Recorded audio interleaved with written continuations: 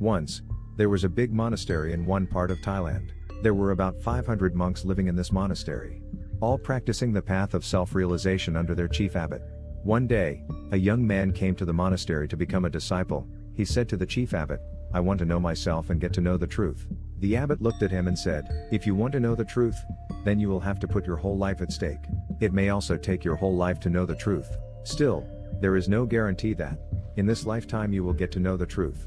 Are you ready for that?" The disciple said, "Sir, I have come here not to turn back. I am ready for it."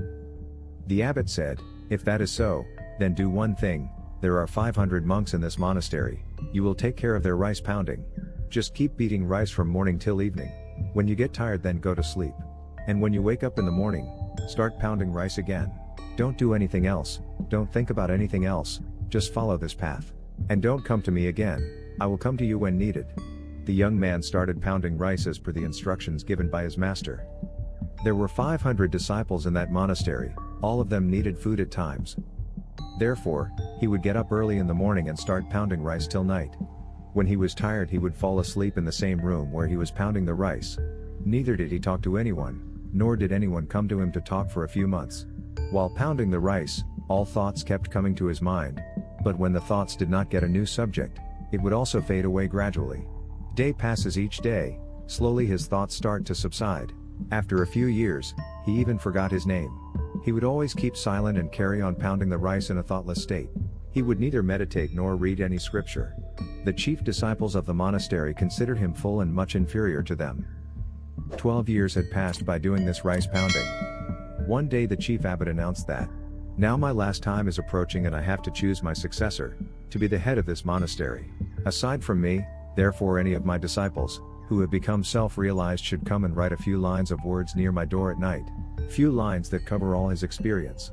Most of the disciples thought of doing so.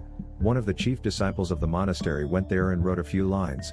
He was very knowledgeable about Buddhist scripture. All the disciples considered him to be the most possible successor of their master. He wrote that, "Mind is like a mirror on which dust of thoughts and desires accumulates. To sweep away this dust is meditation, whose dust has been cleared and the mirror of the mind has become clear. He has attained salvation." When the abbot woke up in the morning, he saw these few lines of words.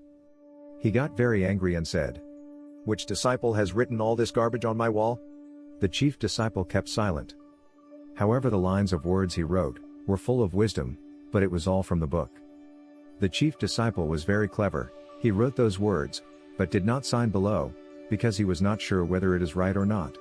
Since it is not self-realized, the abbot completely rejected those words.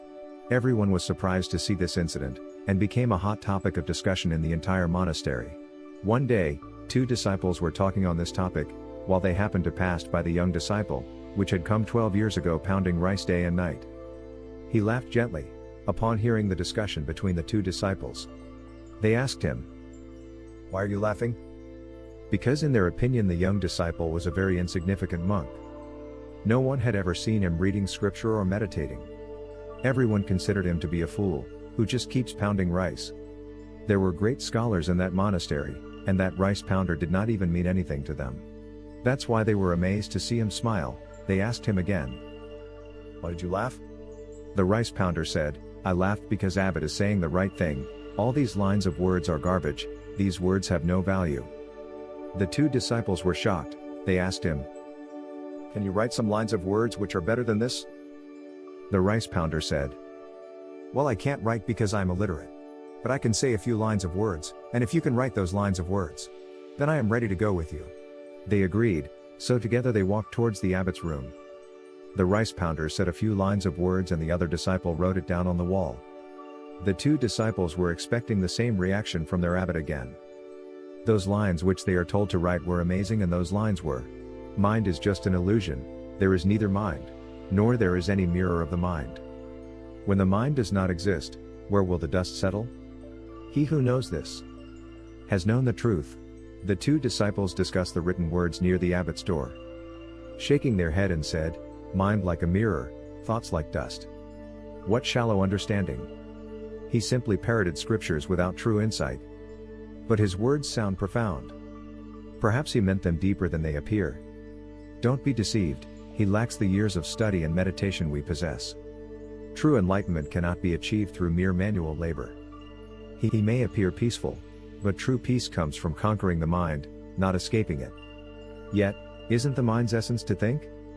Can true peace exist without silencing its constant chatter? Silence through suppression is not true peace. It's like building a dam against a flowing river. The pressure builds, waiting to burst. True peace is like the river itself, flowing effortlessly, accepting all it encounters. Perhaps the rice pounder, in his simple act, has tapped into this deeper flow. Perhaps his lack of knowledge has become his strength, freeing him from the mind's complexities. Ponderous words. But remember, enlightenment is not a parlor game. It demands rigorous discipline and intellectual understanding. Their debate continued, each clinging to their beliefs. The abbot wakes up in the middle of the night, saw the new writing, and smiled. Unlike the others, the abbot saw beyond words. He recognized the fragrance of true realization, blooming from an unexpected place. Immediately he went to the young disciple room. While the abbot saw he was asleep, he woke him up and said, "Take this, take my stick and take my robe. From today onwards, you are my successor, but leave this monastery right now and go far away from here. I know that there are so many scholars in this monastery who consider themselves to be superior to you. They will kill you because they cannot tolerate the fact that a simple disciple has become enlightened whereas they could not. I am very sure that, wherever you will go, people will start following you. Because when a flower blooms, its fragrance starts spreading everywhere." The young disciple touched the feet of his master abbot, and left right away in the middle of the night, feeling very unwillingly. In our lives, we realize that many people think that meditation can only be done by sitting at one place, with closed eyes, but in reality it is not. Meditation can be practiced even while walking. Meditation can also be practiced even while doing some work. The real meaning of meditation is, whatever you are doing, if you are so engrossed in it, you are not even aware of your body. Just like that rice pounder, who became so engrossed in pounding rice that he lost all sense of himself. And one day, while pounding rice, he attained self-realization. Similarly, Zen means to be in the present moment of all times, and not to think of anything. Because the mind exists, as long as there are thoughts. But when there is no thought, then the mind will also vanish. And when the mind is no more, then only your pure self will remain. In fact, we do not need to do any other spiritual practice to know our true nature. We just need to be completely lost in whatever we are doing. Be so engrossed in your work, so that your work becomes meditation. This Zen story offers more than just entertainment. It holds a mirror to our own lives. We often chase enlightenment through complex practices, neglecting the present moment. In your daily activities, are you truly present? Does your mind wander, lost in thoughts of the past or future? Choose one activity you do daily, like walking, eating, or cleaning. Practice mindful awareness while doing it. Focus on your senses, your breath, the flow of your movements. Enlightenment is not a destination, but a journey. Every mindful moment is a step on that path. Don't underestimate the power of simple, present moment awareness. Share your experiences with mindful practice in the comments below.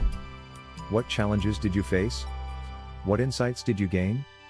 Let's learn and grow together on this journey of self-discovery. We have come to the end of this Zen story. If you found inspiration in this story, please support us by hitting the like button, sharing it with your friends, and don't forget to subscribe and ring the notification bell. Your engagement fuels our journey. Thank you for walking this path of wisdom and enlightenment with us. See you in the next video.